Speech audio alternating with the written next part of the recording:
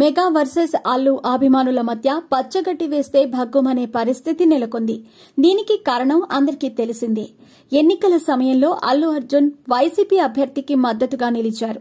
Mega family అంతా కూడా పవన్ కళ్యాణ్ కు అండగా నిలిస్తే ఒక్క అల్లు అర్జున్ మాత్రం వైసీపీ అభ్యర్థికి తన మద్దతు ప్రకటించారు.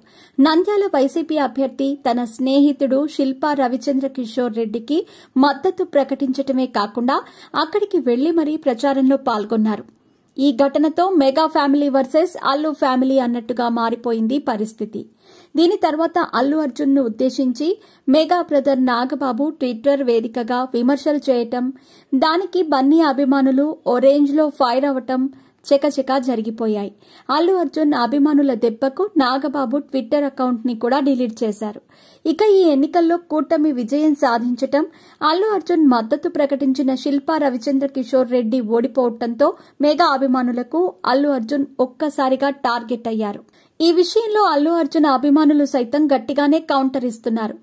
పవన్ అభిమానులకు అల్లు అర్జున్ ఫ్యాన్స్ ధీటుగానే సమాధానమిస్తున్నారు. ఇదిలా ఉంటే తాజాగా ప్రముఖ మీడియా సంస్థ ఆర్మాక్స్ టాప్ హీరోల జాబితాను విడుదల చేసింది. ఈ జాబితాలో టాప్ లో పాన్ ఇండియా స్టార్ ప్రభాస్ మొదటి స్థానంలో నిలవగా, ఈ జాబితాలో అల్లు అర్జున్ 4వ స్థానంలో నిలిచారు. మెగా హీరో రామ్ చరణ్ ఈ జాబితాలో 9వ స్థానంలో సరిపెట్టుకోవాల్సి వచ్చింది.